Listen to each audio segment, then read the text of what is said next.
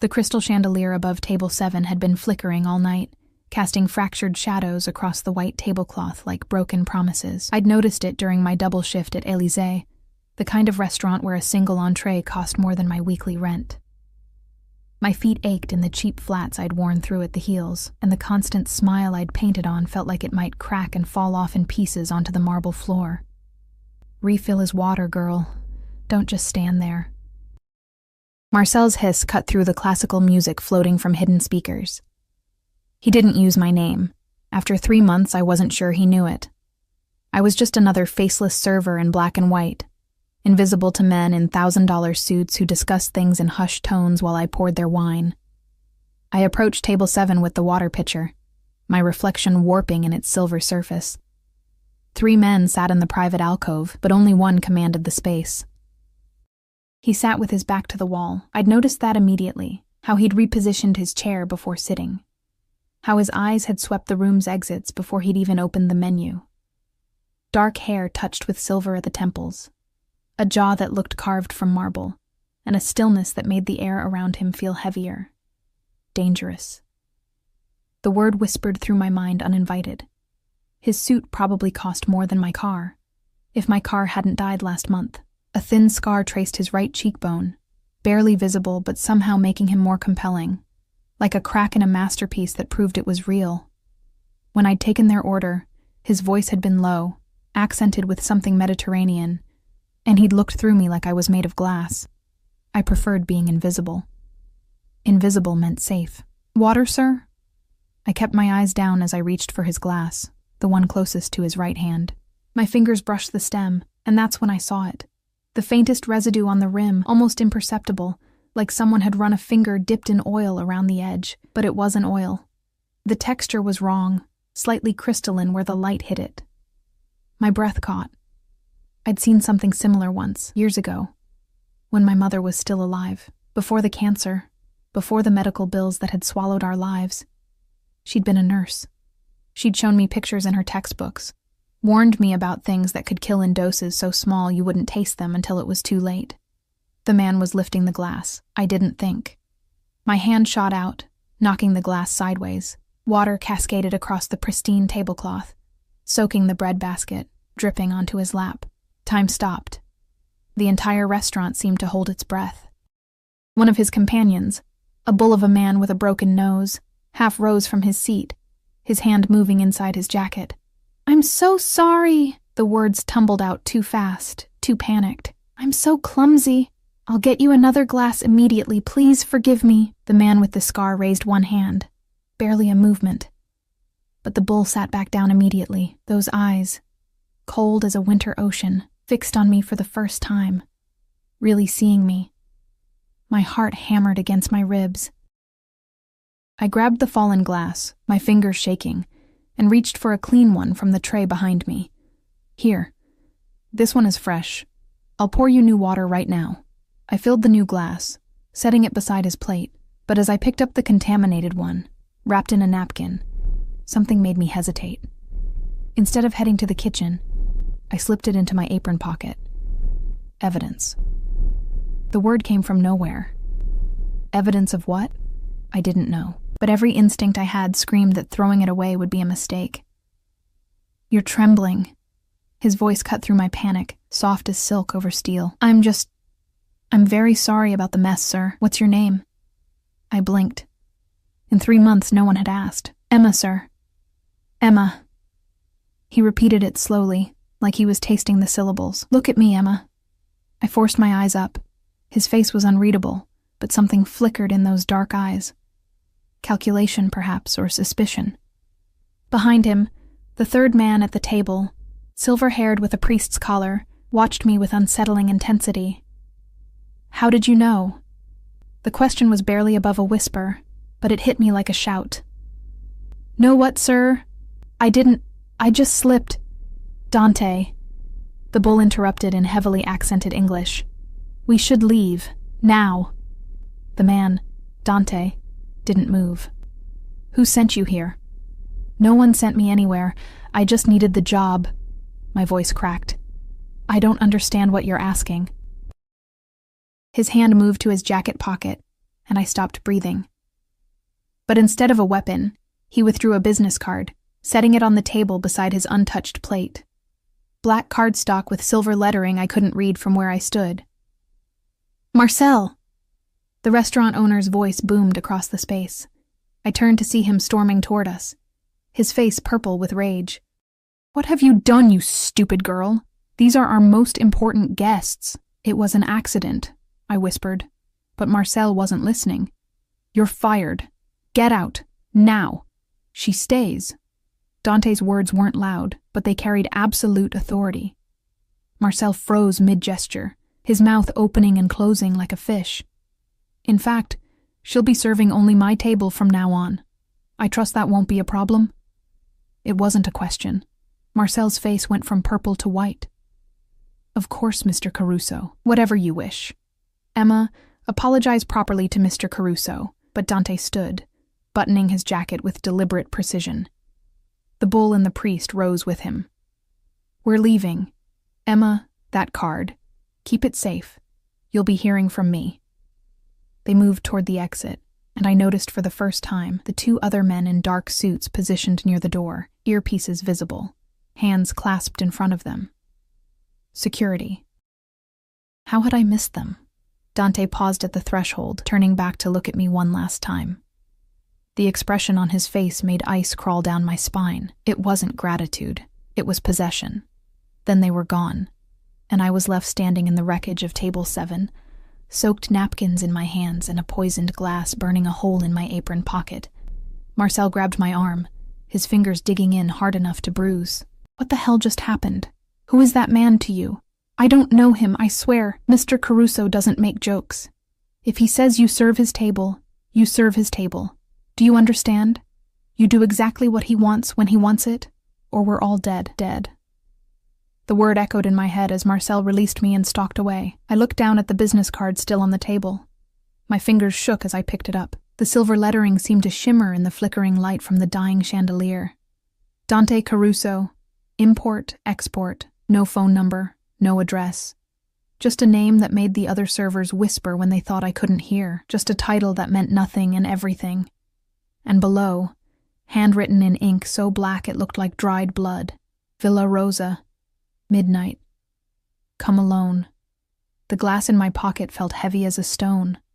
I thought about throwing it away, about running home to my cramped studio apartment, and pretending this night had never happened, but I knew with sudden, terrible certainty that running was no longer an option. Dante Caruso had looked at me, really looked at me, and seen something he wanted, and men like him always got what they wanted.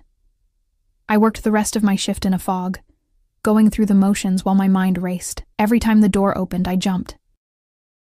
Every shadow seemed to hide watching eyes. The other servers avoided me now, as if whatever I'd touched might be contagious. Only Marie, the older French woman who worked the bar, pulled me aside near closing. "You don't know what you've done, Cherie," she whispered, her lined face full of pity. "Dante Caruso is not a man you want noticing you. Who is he?"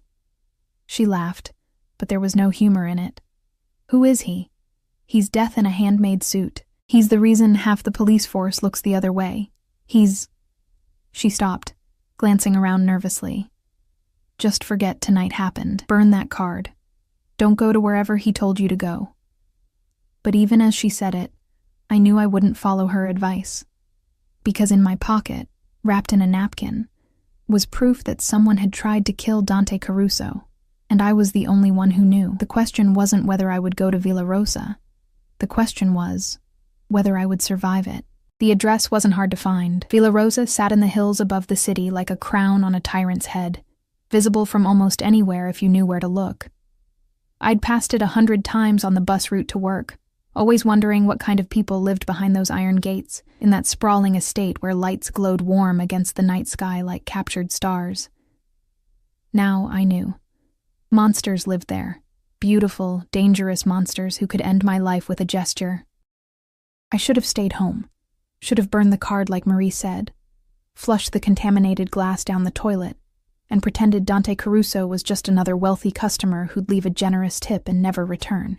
But at 11:30, I found myself on a bus climbing into the hills, wearing the only dress I owned that wasn't my work uniform, a simple navy blue thing I'd bought at a thrift store for my mother's funeral. The glass sat in my purse, still wrapped in the napkin. Evidence. Insurance. A death sentence in crystal form. The bus dropped me at the base of the long driveway.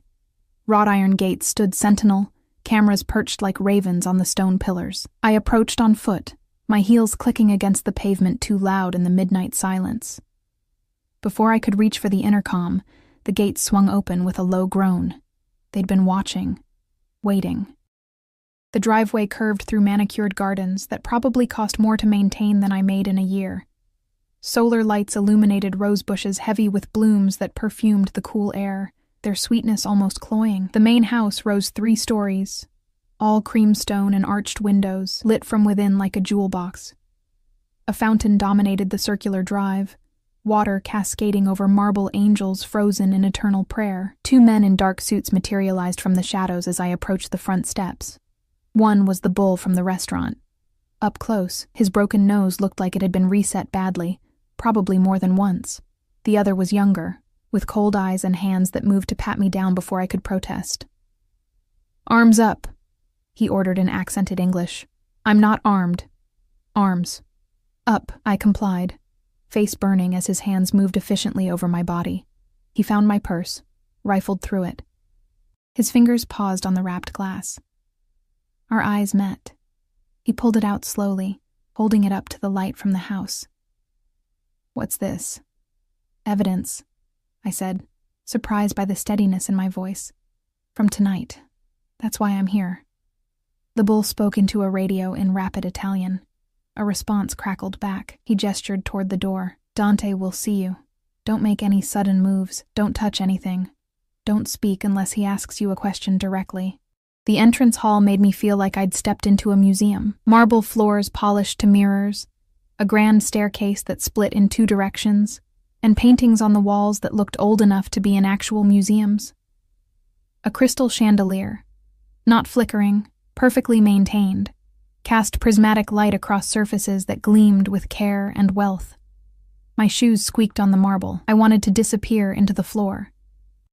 The bull led me through corridors that seemed to go on forever, past rooms glimpsed through half-open doors, a library with floor-to-ceiling shelves, a dining room with a table that could seat 20, a study with dark wood and the scent of old leather and cigars. Finally, we stopped before double doors of carved wood that depicted some classical scene I didn't recognize.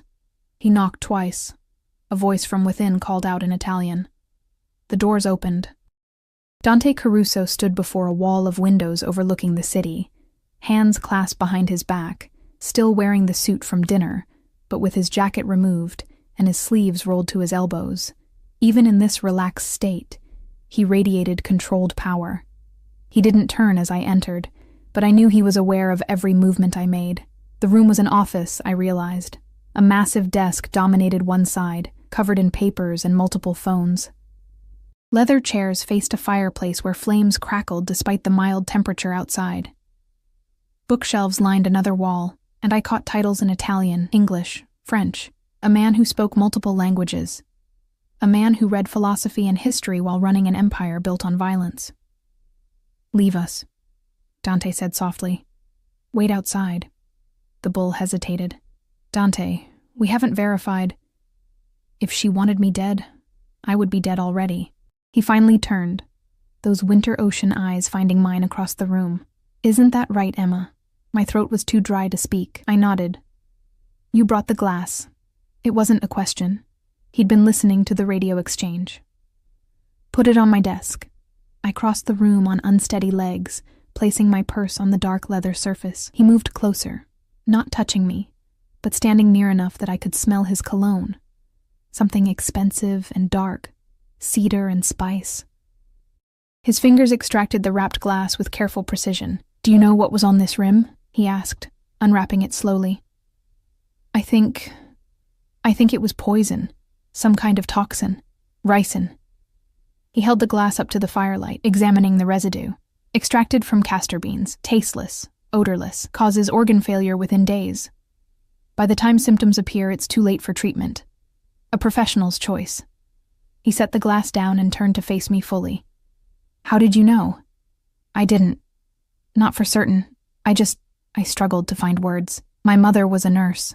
Before she died, she taught me things. About poisons, about what to watch for. I saw the residue on the rim and something felt wrong, so I just reacted. Just reacted. He repeated my words with something that might have been amusement. Do you have any idea what you did tonight, Emma? I spilled water on an important customer?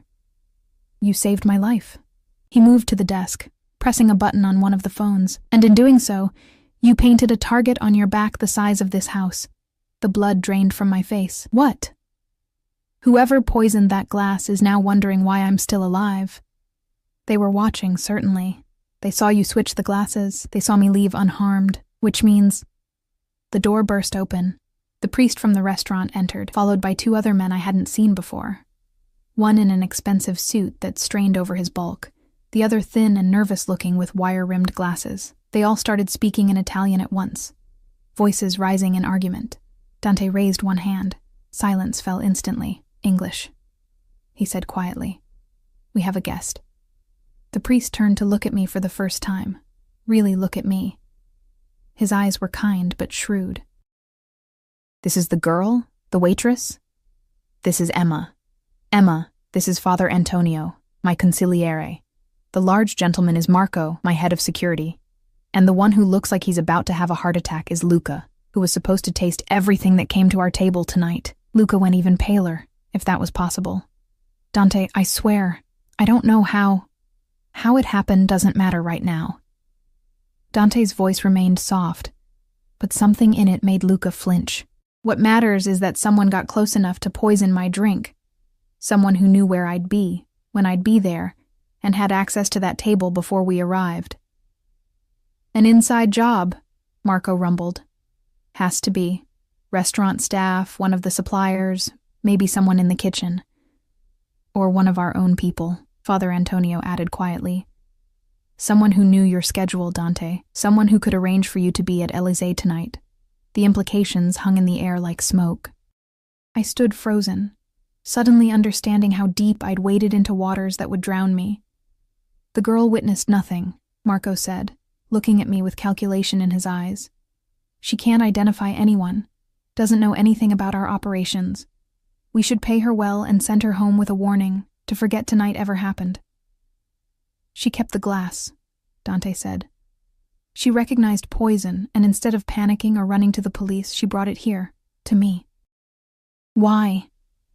The question was directed at me, 4 pairs of eyes fixed on my face. I swallowed hard, forcing myself to meet Dante's gaze.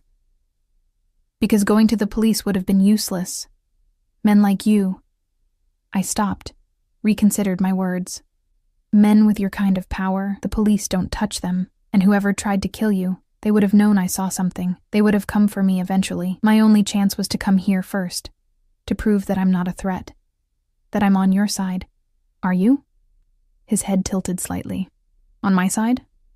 I don't even know what side that is. I just know that I'm a waitress who can barely make rent, and you're... whatever you are. If keeping you alive keeps me alive, then yes, I'm on your side. Silence fell. Father Antonio laughed suddenly, a warm sound that seemed out of place in the tension. She's smart, this one, and honest. Refreshing. She's a liability, Marco countered. Anyone who saw her at the restaurant will assume she's my new mistress, Dante interrupted smoothly. Unremarkable. Expected, even. A man in my position taking an interest in a beautiful young woman causes no suspicion. My face burned.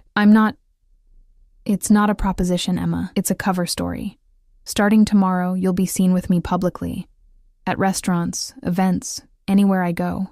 You'll live here, in the guest house. Marco's men will provide security.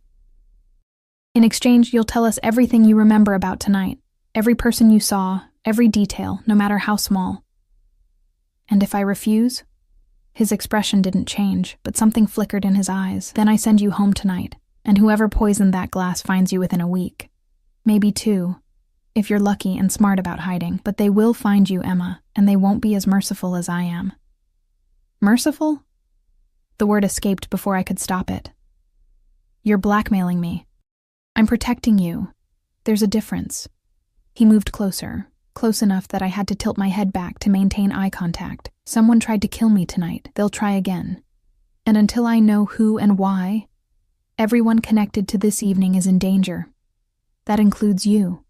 So yes, you can call it blackmail, if it makes you feel better about the choice. But the reality is simple. You're safest here, under my protection, playing the role of my companion, or you're dead within days. My hands were shaking again. I clasped them together, trying to maintain some dignity.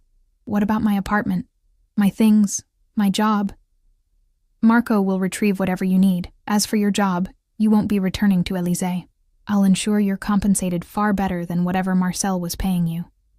I don't want your money. Then what do you want? The question was genuine, curious. Everyone wants something, Emma. What is it you want? To survive. To not end up like my mother, dying slowly in a hospital room that smelled of disinfectant and despair. To matter to someone. To be seen as more than invisible. But I couldn't say any of that. Not to this man whose eyes seemed to read thoughts I hadn't formed yet. I want to know I'm safe, I finally said. I want to know that helping you tonight wasn't the worst mistake of my life. Something shifted in his expression. Too quick to read. You have my word. No harm will come to you while you're under my protection. And when I'm not, when this is over and you've found whoever did this. He smiled then, but it didn't reach his eyes. Let's solve the mystery of who wants me dead first. Then we'll discuss your freedom. It wasn't an answer. It was a prison sentence wrapped in silk. Father Antonio stepped forward, his priest's collar somehow making him look more dangerous rather than less. The girl needs rest. It's late, and she's had a traumatic evening. Marco, show her to the guest house. Make sure it's secure. Dante nodded slowly, not taking his eyes off me. We'll talk more tomorrow. There's much to discuss. I was dismissed. Marco's hand on my elbow guided me toward the door, and I went without protest because my legs felt like water and my mind was spinning with everything that had just happened. At the threshold, I looked back. Dante stood in the firelight, his face half in shadow, holding the poisoned glass like it was made of spun gold rather than death. Our eyes met across the space. "Thank you," he said quietly. "For my life." Before I could respond, Marco pulled me into the corridor. The doors closed with a soft click that sounded like the ceiling of a tomb. The guest house was larger than my entire apartment building. Marco led me down a stone path lined with solar lights, past the main villa to a smaller structure that still managed to be 3 times the size of any place I'd ever lived. White stucco walls, terracotta roof tiles, and windows with actual shutters that looked functional rather than decorative. He unlocked the door with a key from his pocket, stepping inside first to check the rooms while I stood on the threshold like a vampire waiting for an invitation. "Clear," he grunted, returning to hand me the key. "Alarm code is 4782. Don't open the door for anyone except Dante or myself. There are cameras on all approaches. We'll be watching. Kitchen is stocked. Bedroom upstairs. Bathroom attached. Don't try to leave the property. Am I a guest or a prisoner?" His expression didn't change. "Both. Get some sleep. Tomorrow starts early." Then he was gone, footsteps crunching on gravel as he disappeared back toward the main house. I stood alone in the doorway, my purse clutched like a shield, staring into a space that smelled of lavender and lemon polish. Slowly, I stepped inside and closed the door, engaging the lock and the alarm with shaking fingers. The main room was all cream and gold. A sofa that looked too expensive to sit on, a fireplace with a mantel decorated with fresh flowers, a kitchenette with marble counters and appliances I didn't recognize. French doors opened onto a small patio, but heavy curtains had been drawn across them. I checked anyway, confirming they were locked, then moved through the space like a ghost, touching surfaces to prove they were real. Upstairs, the bedroom made me want to cry. A massive 4-poster bed dominated the space, dressed in white linens that probably cost more than my monthly rent. The bathroom had a clawfoot tub, heated floors, and towels so soft they felt like clouds. Someone had already placed toiletries on the counter, expensive brands I'd only seen in magazines. I caught my reflection in the mirror and barely recognized myself. My dark hair had come loose from its bun, falling around a face too pale, with eyes too wide. I looked haunted. Hunted. I was both. Sleep didn't come easily. I lay in that enormous bed, staring at shadows on the ceiling, replaying everything that had happened. The glass. The poison. Dante's eyes when he'd looked at me like I was a puzzle he intended to solve. The way he'd moved, all controlled violence wrapped in expensive fabric. The casual way he'd discussed my death as an inevitability if I didn't comply with his demands. You're safest here, under my protection. Protection. The word tasted like ash. This wasn't protection. It was ownership. He'd claimed me the moment I'd knocked that glass from his hand, marked me as his in front of witnesses who would spread the word through whatever dark networks men like him operated. I was his mistress now, whether I wanted to be or not, his possession, his responsibility, his prisoner. When dawn finally crept through the curtains, I gave up on sleep and showered, using the expensive products that smelled of jasmine and vanilla. My funeral dress was wrinkled, the only clothing I had. I put it back on anyway, armor of a sort, and went downstairs to find the kitchen already occupied. A woman stood at the counter, arranging pastries on a plate. She was older, maybe 50, with gray streaking her dark hair and kind eyes that assessed me with surprising warmth. "Ah, you're awake. Good. I'm Rosa. I manage the house for Mr. Caruso." Her English carried a heavy Italian accent. "I brought breakfast. You must be hungry." I wasn't. My stomach was twisted in knots. But I nodded anyway, letting her guide me to a small table by the window. She poured coffee from a silver pot, added cream without asking, and pushed the pastries toward me with maternal insistence. "Eat. You're too thin. Mr. Caruso likes his women with curves." "I'm not his woman," her smile was knowing. "Not yet, perhaps. But he looks at you differently. I've worked for him 8 years. I know that look. You're special. I'm a witness, a liability he needs to control." "If that's what you need to believe." She patted my hand, her fingers warm and calloused. "Men like Mr. Caruso don't bring women here. This house, it's been empty since his sister lived here years ago. But for you, he had it opened, cleaned, prepared in hours. That means something." I wanted to argue, but she was already moving toward the door. "Someone will bring your clothes from your apartment this morning. Mr. Caruso wishes to see you at 10. Wear something nice. You're going into the city." Then she was gone, leaving me alone with coffee and pastries I couldn't eat, and the growing certainty that I'd fallen into something far more complicated than a simple protection arrangement. At 9:30, a knock at the door made me jump. I checked the window first. Marco stood on the path, holding several shopping bags with designer labels I recognized from magazine ads. I disarmed the alarm and opened the door a crack. "Your things from the apartment," he said, not unkindly, "and some new items Mr. Caruso thought you might need." The bags landed in the entryway. I rifled through them, finding my meager possessions, some clothes, toiletries, the photograph of my mother I kept on my nightstand, mixed with tissue-wrapped packages that contained dresses, shoes, and lingerie so expensive I was afraid to touch them. I chose one of the dresses, a simple emerald green sheath that fit perfectly, as if someone had known my exact measurements. The shoes were Italian leather, comfortable despite their height. When I looked in the mirror, I almost didn't recognize the woman staring back. I looked like I belonged in a place like this. The illusion was almost convincing. Marco returned at exactly 10, his expression unreadable as he assessed my appearance. "Good. The car is waiting."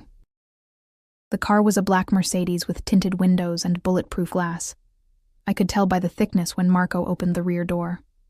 Dante sat in the back seat, dressed in a charcoal suit that probably cost more than a year of my wages, scrolling through his phone with casual elegance. He glanced up as I slid in beside him, and something flickered in his eyes. "Green suits you," he said simply. "It brings out the gold in your eyes." I hadn't known my eyes had gold in them.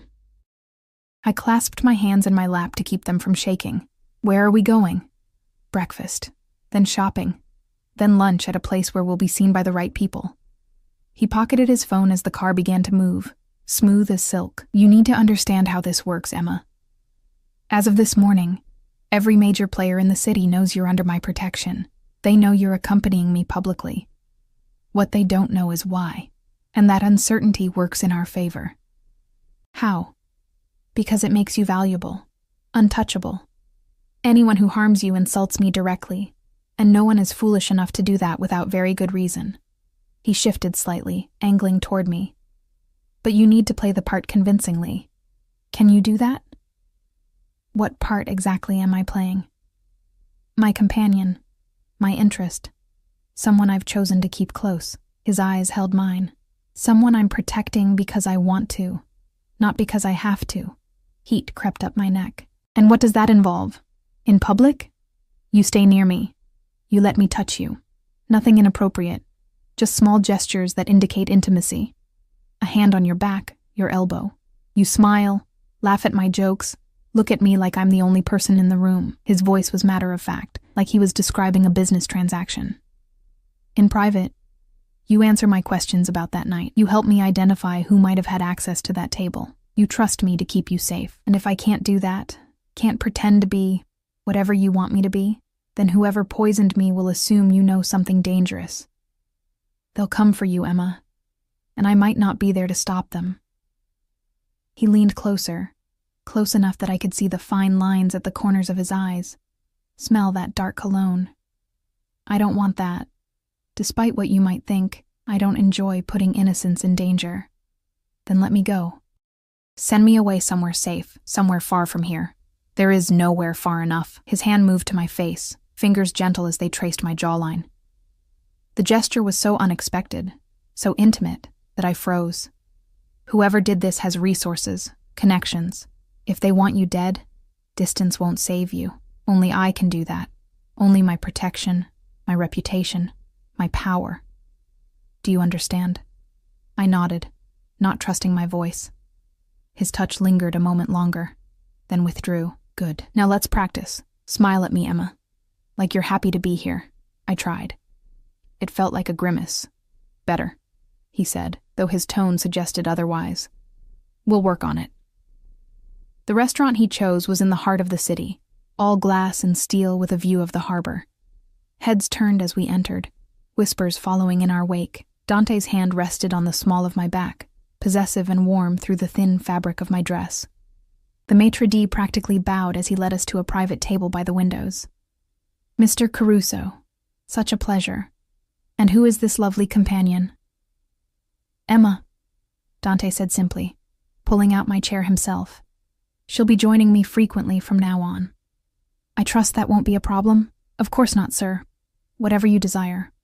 We ordered, or rather, Dante ordered for both of us, dishes I'd never heard of in French and Italian. Wine arrived, red as blood in crystal glasses. He tasted it, approved, and the sommelier poured for us both before disappearing. You're tense, Dante observed quietly. Relax. No one here will harm you. How can you be sure? Because they're all terrified of me. He said it without arrogance, simple fact. See the man in the corner, the one trying not to stare? He owns 3 restaurants in the district. Pays me protection money every month. The woman at the bar? Her husband supplies my import business. The couple by the door? Their son works in my organization. They're all here because I allow it. I looked around the restaurant with new eyes, seeing the careful distance other diners maintained. The way staff moved with extra deference when they approached our table. This wasn't just a meal, it was a display of power, of ownership, of me. Why are you really doing this? I asked suddenly.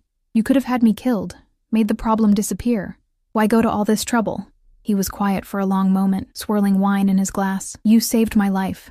Where I come from, that creates a debt, an obligation. I protect what's mine, Emma, and as of last night, you became mine. I'm not a possession. No. His eyes met mine with unexpected intensity. You're not. You're a puzzle I haven't solved yet, a woman who saw poison and reacted without hesitation, who walked into my home knowing what I am and didn't flinch. You're either very brave or very foolish, and I haven't decided which. Can't I be both? A smile tugged at his lips, genuine this time. Perhaps. We'll see. Our food arrived. Elaborate presentations that looked too beautiful to eat. Dante watched me take the first bite, something almost predatory in his gaze. I forced myself to eat slowly, to pretend this was normal, that I dined with dangerous men in expensive restaurants every day. Tell me about the restaurant, he said after a while. Élysée. How long did you work there? 3 months. Since my mother died and I needed the money for her medical bills. Medical bills? Cancer. She fought for 2 years, but I stopped, not wanting to share this with him. It doesn't matter. She's gone now. It matters. His hand covered mine on the table, warm and strong. To anyone watching, it looked like comfort, intimacy. You're alone. No family, no support system. That's why you needed the job, why you couldn't afford to lose it, why you've never learned to be anything but invisible. The accuracy of his assessment stole my breath. How do you? I make it my business to know things. About threats, about opportunities, about people who interest me. His thumb stroked across my knuckles, a gesture that sent unwanted heat through my veins. You interest me, Emma, very much. I pulled my hand away, needing distance. Because I saved you. Because you saw what others missed. Because you kept the evidence instead of disposing of it. Because you came to me instead of running. He leaned back, that dangerous smile playing at his lips. And because when I look at you, you look back. Most people can't hold my gaze for more than a few seconds. You've been staring at me like you're trying to figure out how to kill me since we sat down. I'm not. But I was. I had been cataloging exits, weapons, ways to escape if this went wrong. Old habits from a childhood spent with a father who'd taught me to always have an exit strategy before he'd abandoned us. You're a survivor, Dante said softly. Like recognizes like, Emma. That's why this will work. Before I could respond, his phone buzzed. He glanced at the screen, his expression darkening. We need to go. Now, what's wrong? They found your apartment. He was already standing, throwing cash on the table. Someone broke in an hour ago. Tore the place apart looking for something. My blood ran cold. Looking for what? Evidence. Information. You, his hand found my elbow, guiding me toward the exit where Marco already waited by the car. Whatever you saw that night, whoever poisoned me, they know you're a loose end, and they're trying to tie you off. The car ride back to Villa Rosa was silent, except for the rapid-fire Italian conversation between Dante and Marco. I caught words here and there: search, security, traitor, but most of it was too fast to follow. My mind raced with images of my tiny apartment destroyed, strangers rifling through my few possessions, looking for me. They would have found nothing. I owned nothing worth taking, nothing that could reveal where I'd gone. But the message was clear. They knew who I was. They knew I'd been there, and they wanted me silenced. When we reached the villa, Dante's hand closed around mine as we walked to the guest house. His grip was firm, almost painful, and when we were inside with the door locked behind us, he turned to face me with something raw in his expression. This is real now, he said quietly. This isn't just protection, isn't just cover story. Someone wants you dead, Emma, and they won't stop until they succeed, or I stop them first. So what do? We find them before they find you. He stepped closer, close enough that I had to tilt my head back to meet his eyes. And you stay close to me, closer than you've ever been to anyone. Because the moment you're out of my sight, you're vulnerable. Do you understand? I nodded, my heart hammering against my ribs. Good. His hand came up to cup my face, thumb brushing my cheek in a gesture that felt too intimate, too real. I won't let them hurt you, I promise you that. It should have felt like comfort. Instead, it felt like a collar snapping closed around my neck, beautiful and suffocating all at once. 3 days passed in a blur of carefully orchestrated public appearances and private interrogations. Dante kept me close, so close I could map the scar on his cheekbone with my eyes closed, memorize the cadence of his breathing when he was angry versus when he was merely calculating.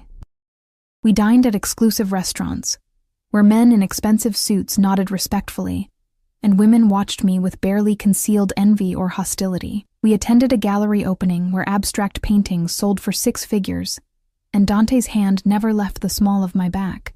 We walked through a street market where vendors called out greetings, and Dante bought me fresh flowers like we were normal people on a normal date. But nothing about this was normal.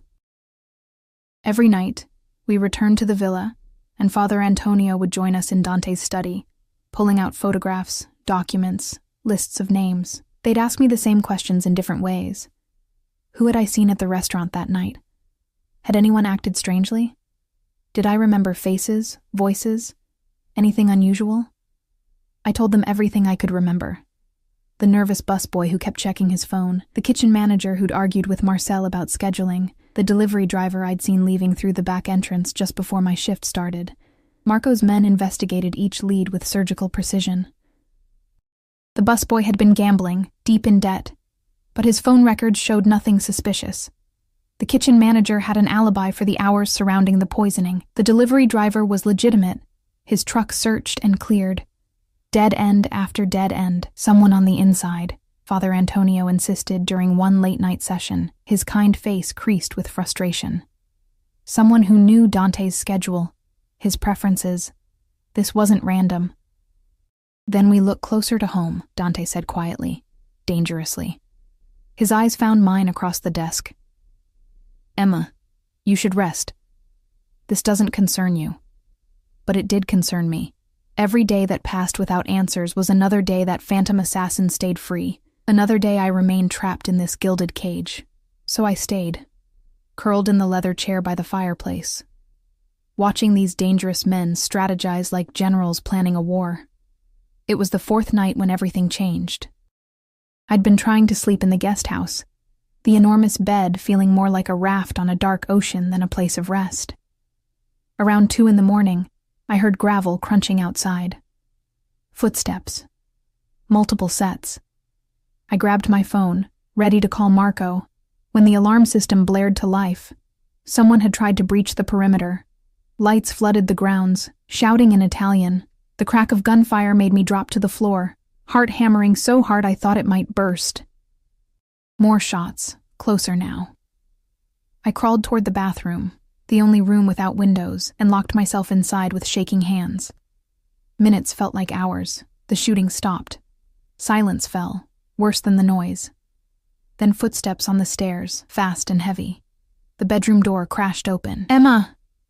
Dante's voice, sharp with something I'd never heard before, fear. Emma, where are you? Bathroom, I managed, my voice barely a whisper. The door handle turned. I'd locked it. Open the door. It's safe now. I forced myself to stand, unlock the door. Dante stood in the doorway, his suit jacket gone, shirt sleeves rolled up, and something dark staining his white shirt. Blood. Not his, I realized. He moved without injury, but his hands were stained with it. Are you hurt?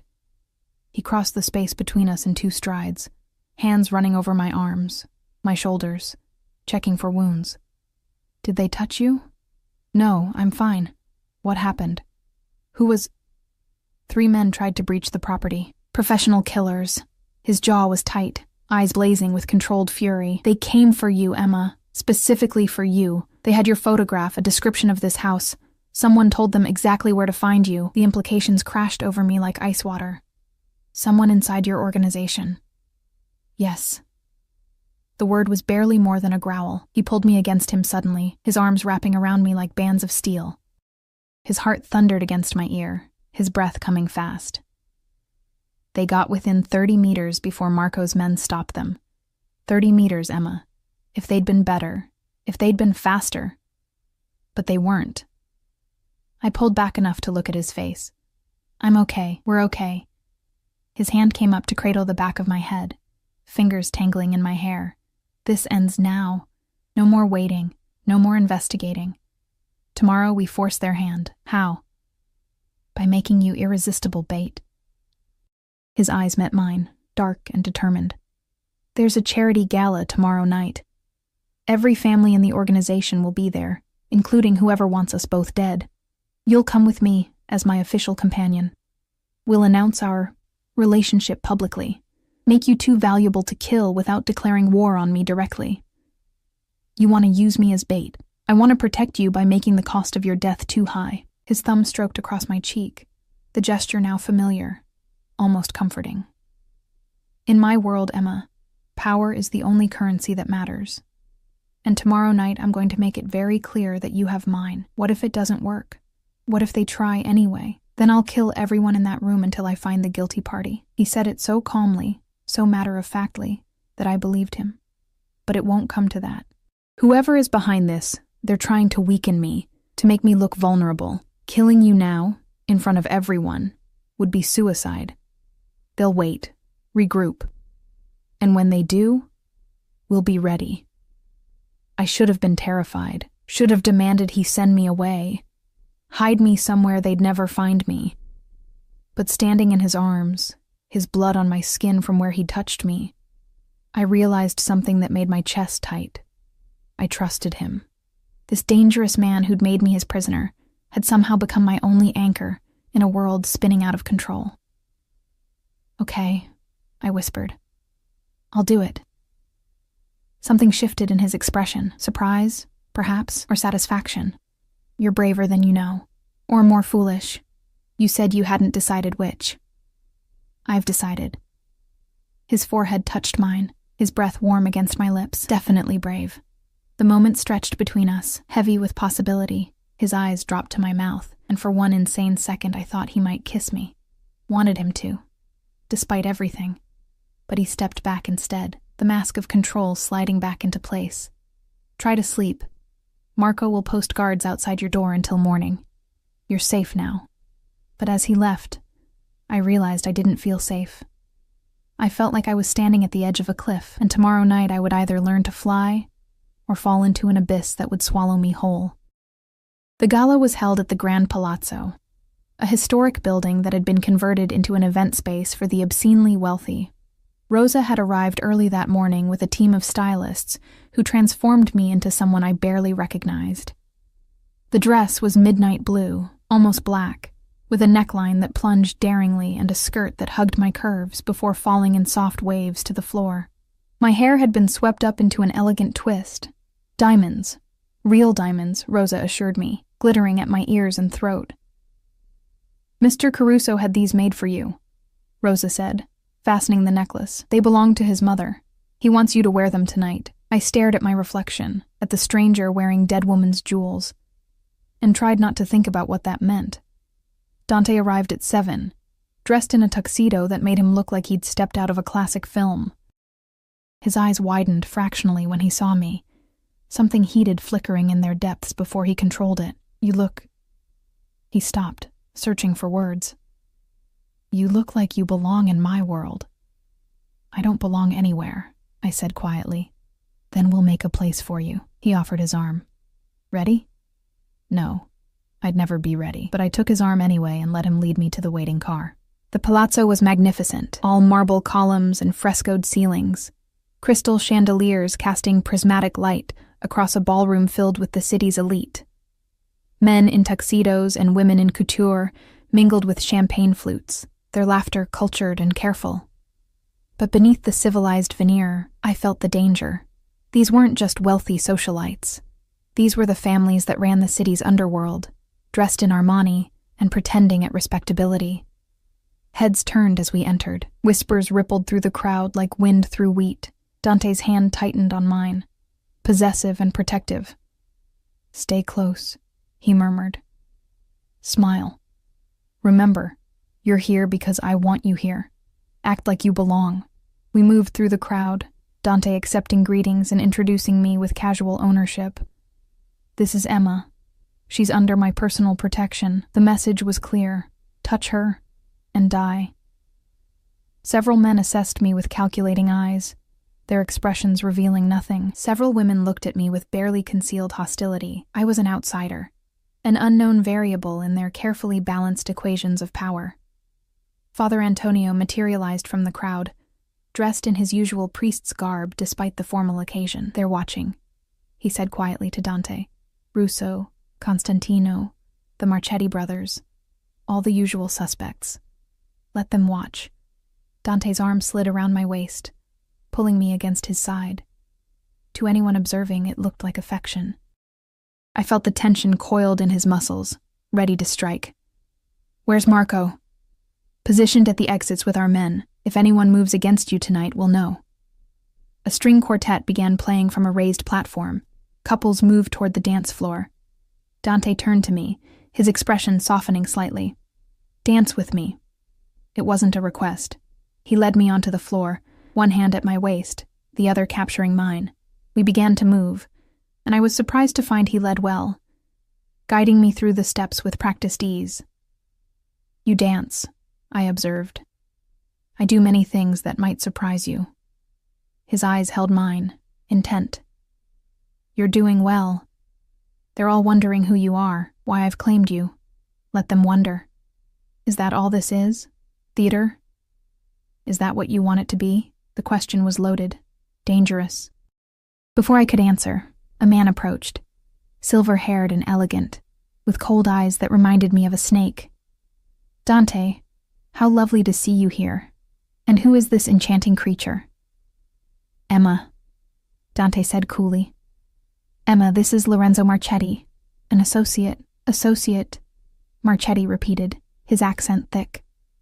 "Such a diplomatic word. Your father and I were great friends, Dante." Before his unfortunate passing, something dark flickered across Dante's face. "My father's death was no accident." "No?" Marchetti's smile didn't reach his eyes. "Perhaps you should be more careful then. Men in our line of work, we have so many enemies, and bringing a beautiful young woman into such a dangerous world."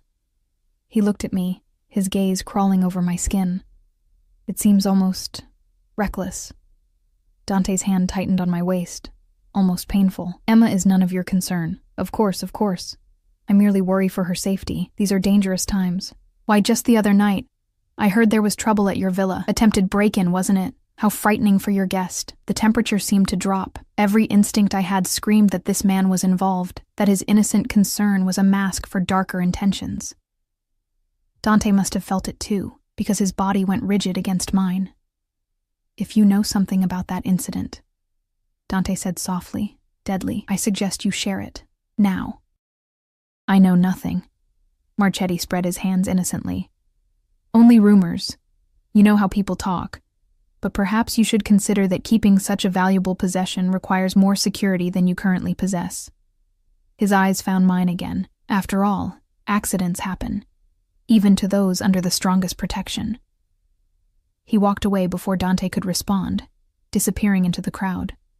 I felt Dante's heart racing against my palm, his breathing controlled but shallow. "That was a threat," I whispered. "That was a confession." His eyes scanned the room, finding Father Antonio and making some subtle signal. He as good as admitted he's behind the attempts. The arrogant bastard thinks he's untouchable. Why would he want you dead?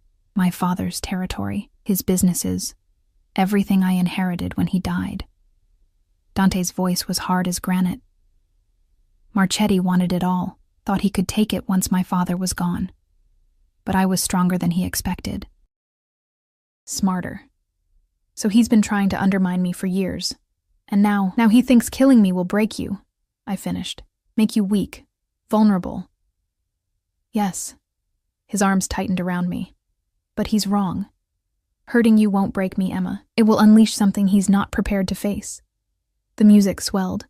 We moved through the steps mechanically now, both of us watching Marchetti across the room as he spoke with other men, gestured subtly in our direction. Planning? Plotting. "What do we do?" I asked. "We spring the trap." Dante's smile was sharp as a blade. "Marco is already moving people into position. When Marchetti leaves tonight, we'll follow, find out where he's keeping his hired killers.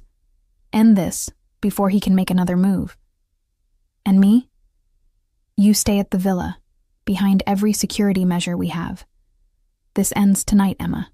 I promise you that. But promises in this world, I was learning, were written in blood and broken as easily as glass." The rest of the evening passed in a haze of forced pleasantries and gathering tension. Dante kept me close, his hand never leaving my body, marking me as his in every gesture. I caught glimpses of Marco positioning men near exits, saw Father Antonio in quiet conversation with people I didn't recognize. The trap was being set, pieces moving into place for a confrontation that would come after the music stopped and the civilized masks came off. Around 11, Marchetti made his exit with a small entourage. Dante watched him go with predatory focus. "It's time," he said quietly. He turned to me, his hand cupping my face with unexpected gentleness. "Marco will take you back to the villa." Lock yourself in the guest house and don't open the door for anyone except me. Do you understand? Be careful, I whispered, the words escaping before I could stop them. Something in his expression softened. I'm always careful. But tonight, I have a reason to come back alive. His thumb brushed across my lips, so quickly I almost missed it. Then he was gone, moving through the crowd with Father Antonio and several other men, leaving me standing alone in my borrowed finery and dead woman's jewels. Marco appeared at my elbow. Time to go, miss. The ride back to Villa Rosa felt longer than it should have. I kept checking my phone, waiting for news, for anything. Marco's expression revealed nothing as he walked me to the guest house, checked the rooms personally, and set the alarm. He'll be back by morning, Marco said gruffly. Dante doesn't lose, but everyone loses eventually, I thought as he left. Everyone's luck runs out. I changed out of the gown, washed off the makeup, removed the diamonds and placed them carefully in their velvet box. Then I sat on the edge of that enormous bed and waited, watching the clock tick past midnight, past 1, past 2 in the morning. At 3:15, I heard the car. Footsteps on gravel, fast and purposeful. The alarm disengaged. The door opened. I flew down the stairs to find Dante standing in the entrance, blood on his knuckles, his tuxedo jacket gone, his shirt torn, but alive. He was alive. It's done, he said simply. Marchetti confessed before he died. His men are either dead or in custody. You're safe now, Emma. It's over. I should have felt relief. Instead, I felt the strangest sense of loss. As if the end of the danger meant the end of everything else too. The end of needing his protection. The end of staying close. The end of mattering to someone powerful enough to keep the monsters at bay. What happens now? I asked. He moved toward me slowly, like he was approaching something wild that might bolt. That depends on you. On me? You're free to go. I'll give you money, set you up somewhere safe. You can start over, be anyone you want to be. No one will touch you. I'll make sure of that. He stopped an arm's length away. Or you can stay. My heart hammered. Stay? Here. With me. His hand reached out, tentative, and brushed a strand of hair behind my ear. This started as protection, as necessity. But somewhere along the way it became something else. At least for me. You're not just a responsibility anymore, Emma. You're... He stopped, searching for words. You're the only person who looks at me and sees a man instead of a monster. I don't want to lose that. I don't want to lose you. The confession hung between us, raw and honest.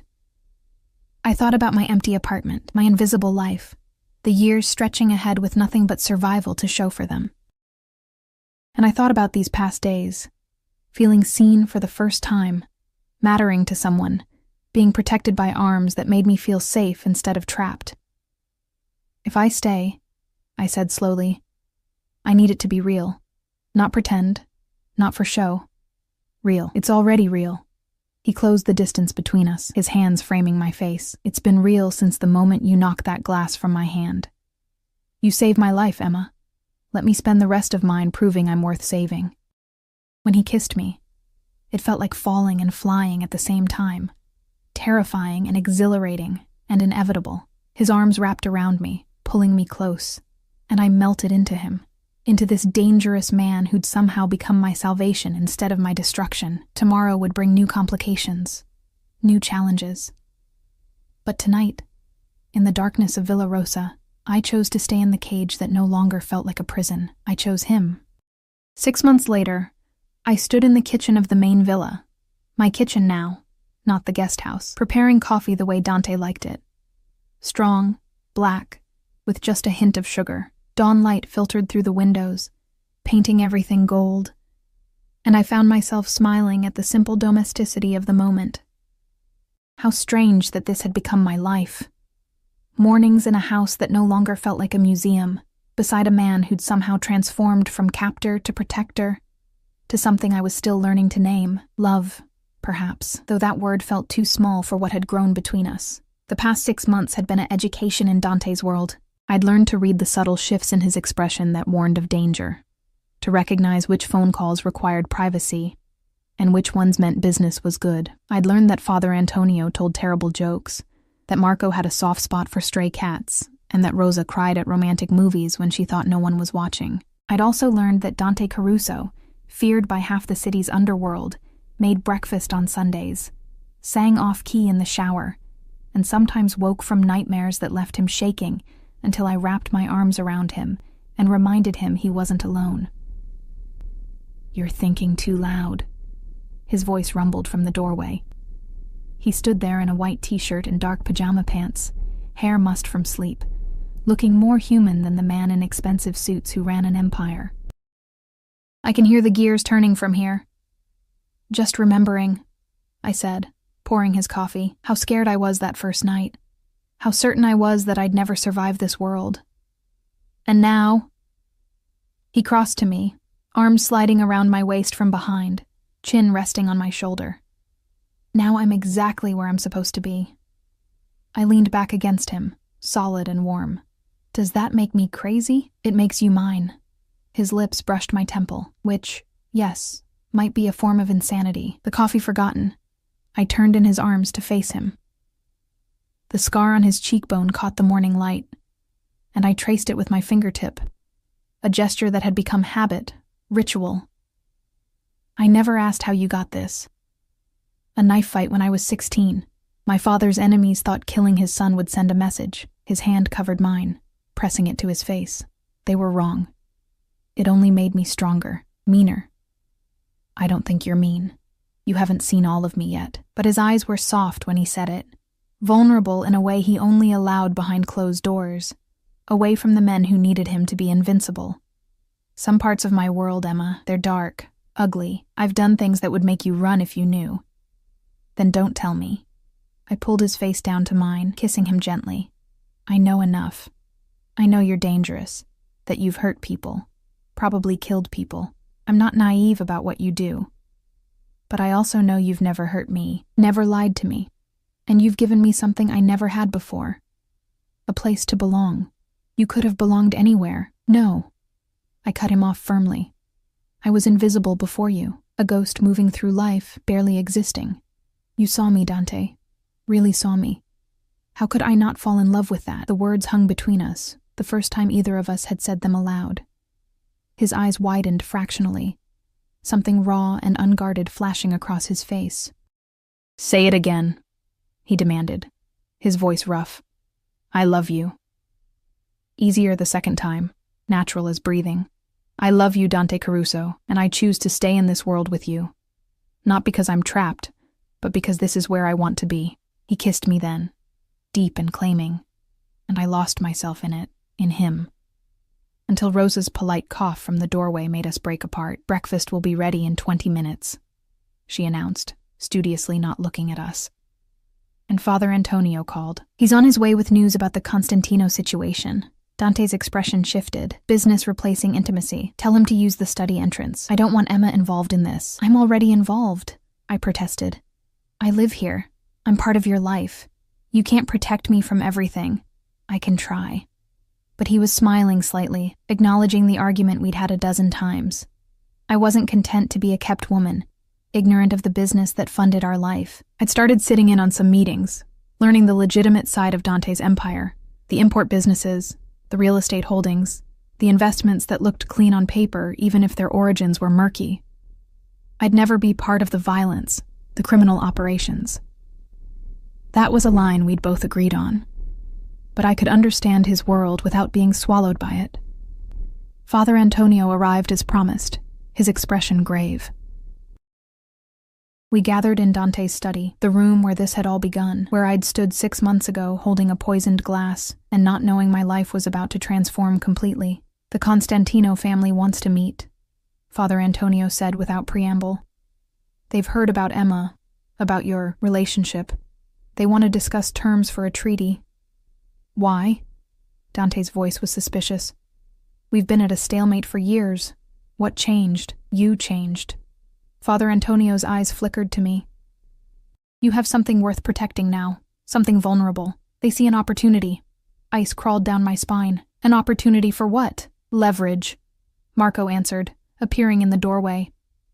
He'd been doing that lately, materializing when danger was discussed, as if he'd appointed himself my personal guardian. They think threatening Emma will force Dante to negotiate from weakness. Then they're idiots, I said flatly. Threatening me would just make him burn their entire operation to the ground. Dante's hand found mine, squeezed. She's not wrong, but we should take the meeting anyway. Show them Emma isn't a weakness, she's a strength. That attacking her means declaring war on me, and that's a war they can't win. You want to bring her to the meeting? Father Antonio's eyebrows rose. Dante, that's... Smart, Dante interrupted. They're expecting me to hide her, to treat her like a secret shame. Bringing her openly, showing them she's under my protection and that I'm proud of that, it sends a message. It shows confidence, power. Or it paints a target on her back, Marco countered. The target's already there, has been since the night she saved my life. Dante stood, pulling me up with him. Emma, what do you think? Will you do this with me? 6 months ago, I would have been terrified. 6 months ago, I was a waitress who flinched at raised voices and made herself invisible to survive. But 6 months can change a person, especially when they're loved by someone powerful enough to reshape the world around them. When's the meeting? I asked. Dante's smile was fierce with pride. Tomorrow night. Neutral territory. The Monarch Hotel. They're Don, his sons, and whatever muscle they bring. We'll bring Father Antonio, Marco, and a security team. What do I need to do? Be yourself. Be the woman who saw poison and didn't hesitate. Be the woman who walked into a Mafia boss's house and demanded protection instead of begging for mercy. His hand cupped my face. Be the woman I fell in love with. My breath caught. He'd said it.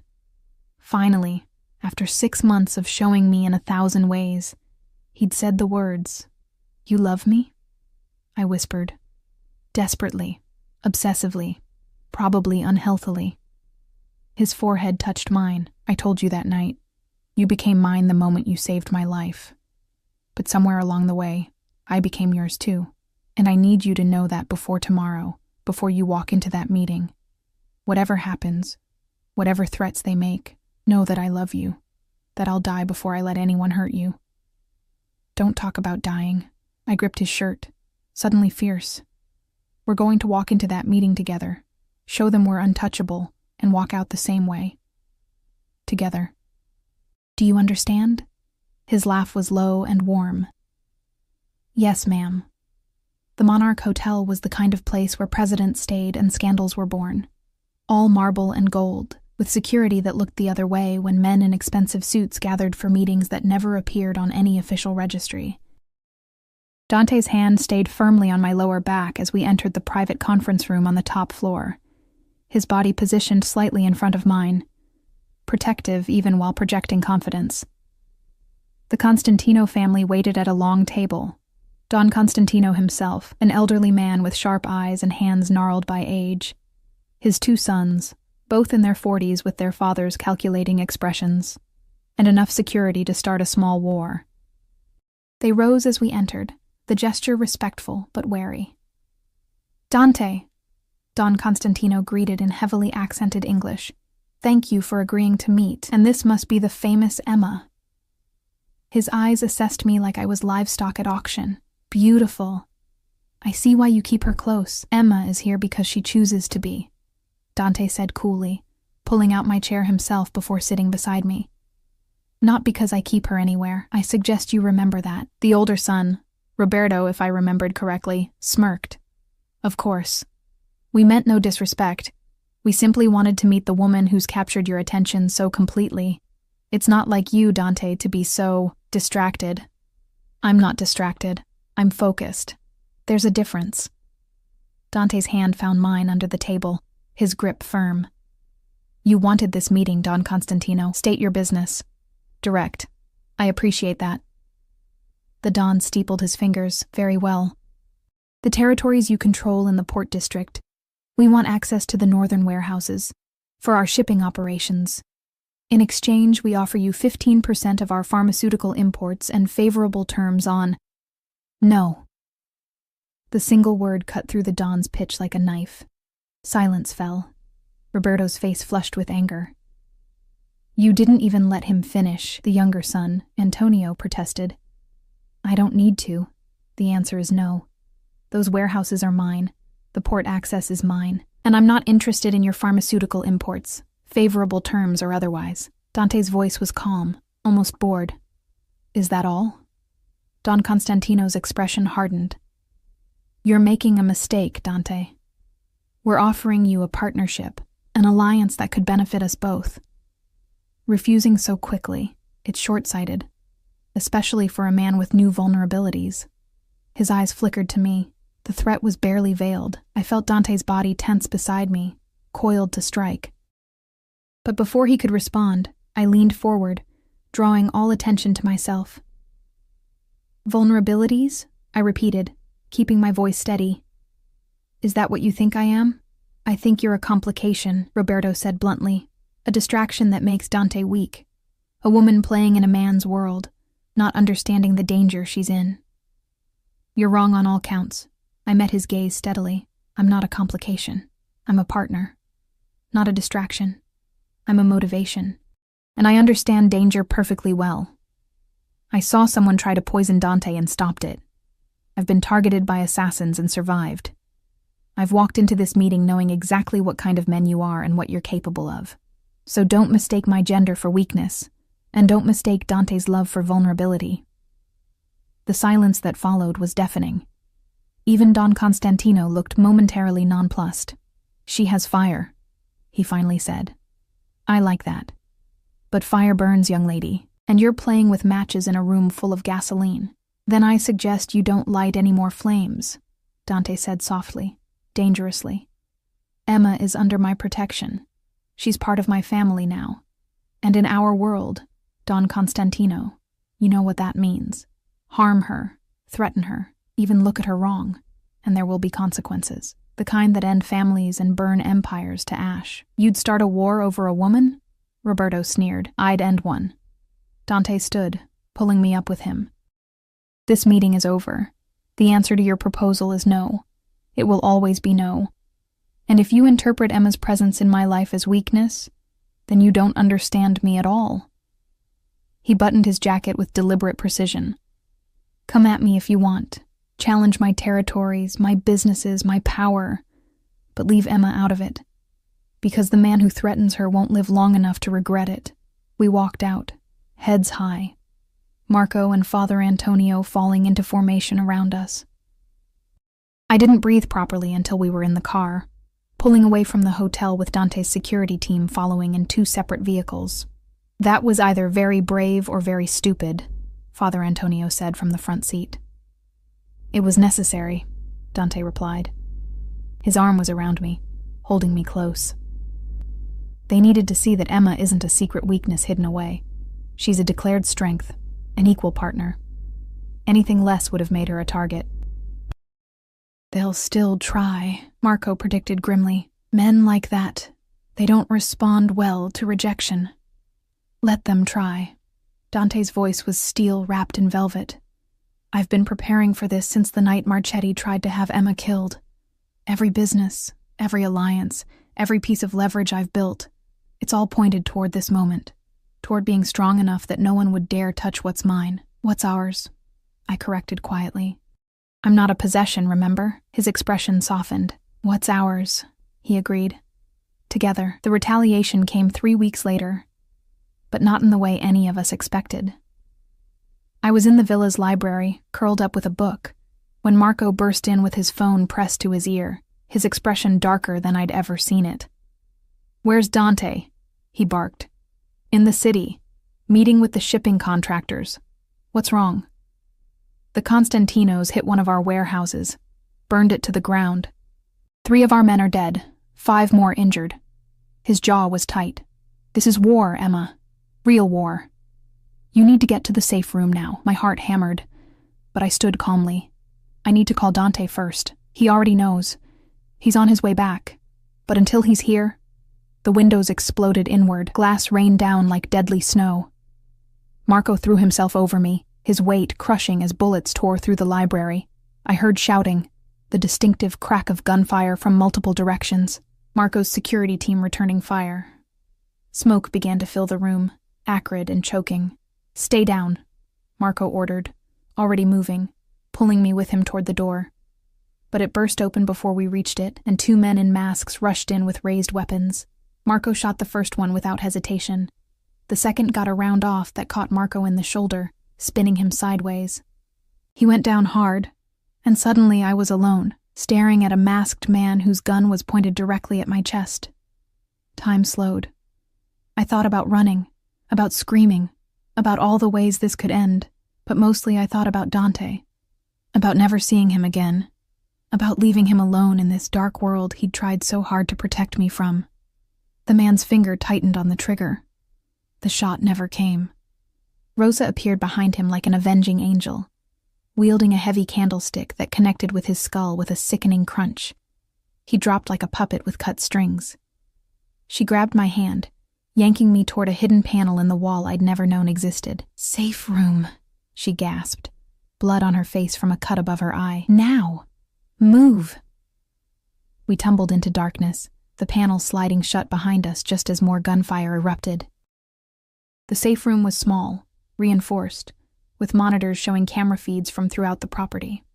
I watched in horror as men in tactical gear swarmed the villa, exchanging fire with Marco's security team. Bodies fell on both sides.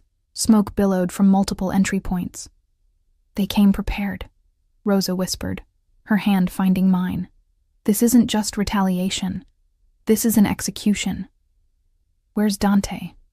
My voice broke on his name. She pointed to one of the monitors. A convoy of vehicles was racing up the driveway, moving fast enough to suggest desperation. The lead car, Dante's Mercedes, screeched to a halt near the front entrance. I watched him emerge, gun in hand, his face a mask of cold fury that made my blood run cold. He was magnificent and terrifying, moving through the chaos like a force of nature, his men falling into formation around him. I watched him kill 2 attackers with precise shots, watched him drag a wounded security guard to cover, watched him fight his way toward the villa with single-minded determination. He was coming for me. The battle lasted 17 minutes. I watched every second on those monitors, my heart stopping and restarting with every bullet that came too close to Dante. But slowly, inevitably, his superior training and knowledge of the property turned the tide. The attackers began to retreat, those who could. Those who couldn't were shown no mercy. When the last gunshot faded, Dante was already at the library wall, shouting my name. Rosa disengaged the locks, and the panel slid open to reveal him standing there, blood-spattered and wild-eyed, his chest heaving. "Emma," he breathed. And then I was in his arms, both of us shaking. I thought, when Marco called and said you were under fire, I thought I'd lost you. I'm okay. Rosa saved me. And Marco's hit. He needs medical. Already called. Helicopters inbound. But he didn't let me go, his face buried in my hair, his hands running over my back like he needed to confirm I was real.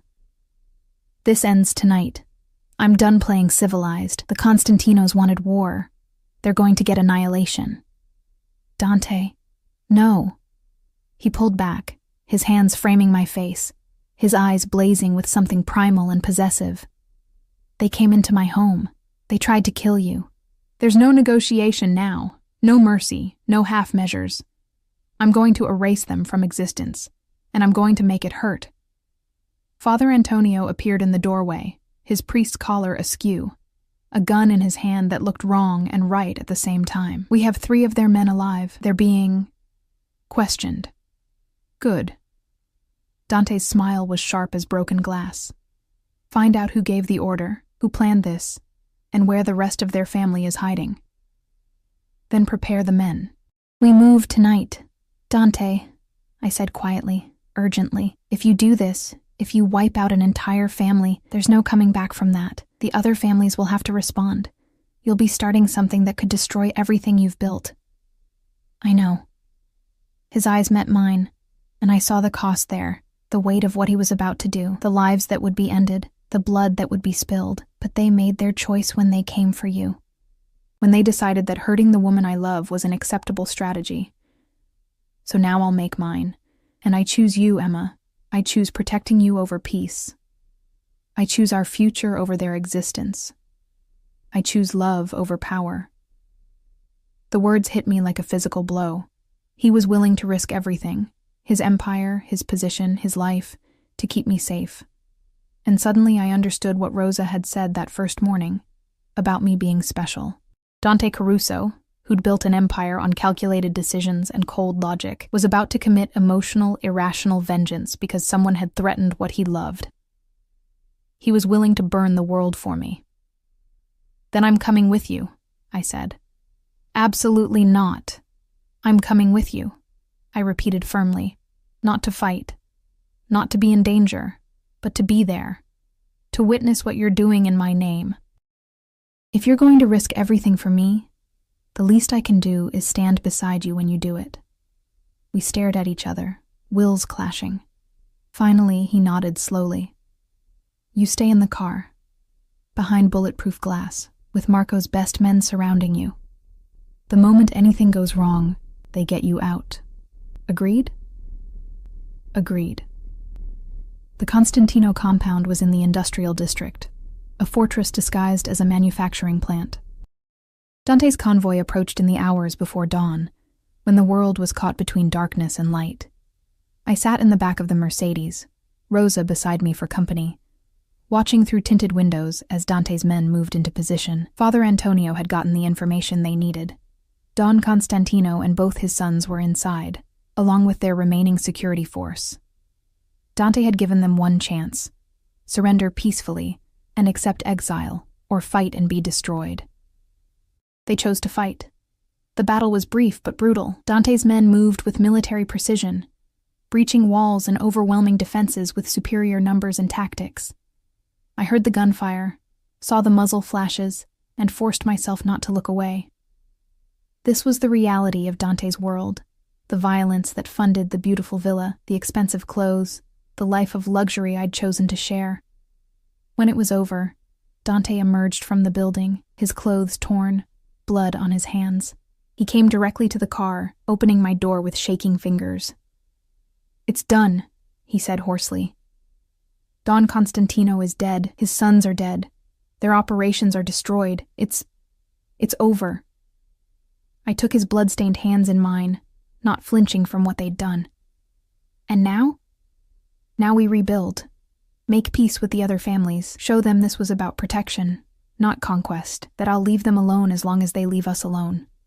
His eyes searched mine, vulnerable and uncertain. "Can you live with what I've done, with what I am?"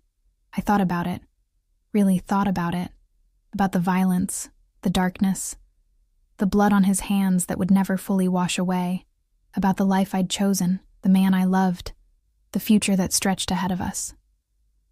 "Yes," I said simply. "Because I know who you are when the doors close and the world falls away. I know the man who makes breakfast on Sundays, who has nightmares and needs to be held, who would burn empires to keep the people he loves safe. That's the man I choose, not in spite of the darkness, but with full knowledge of it." He kissed me then, desperate and grateful, and I tasted salt, tears or blood, I couldn't tell. Maybe both. Maybe it didn't matter. 3 months later, I stood in the gardens of Villa Rosa wearing a white dress that had been custom-made in Milan, diamonds at my throat that had once belonged to Dante's mother, and a smile that came easier now than it ever had before. The sun was setting, painting everything gold and amber, and a small gathering of witnesses, Father Antonio, Marco, recovered from his shoulder wound, Rosa, and a handful of Dante's most trusted people, watched as we exchanged vows. Not in a church. Dante's relationship with God was complicated at best, but in the gardens where I'd first walked as a prisoner and now walked as a bride, where I'd learned that love could grow in the strangest soil, that monsters could be men, and men could be monsters, and that sometimes salvation came from the most unexpected places. "I promise to protect you," Dante said, his voice steady despite the emotion in his eyes. "To cherish you, to stand beside you against whatever darkness comes, to be worthy of the gift you gave me that night, when you saved my life and changed everything." "I promise to see you," I replied, tears streaming freely down my face. all of you. The darkness and the light, to choose you every day, in full knowledge of what that means. To build a life with you that's worth protecting.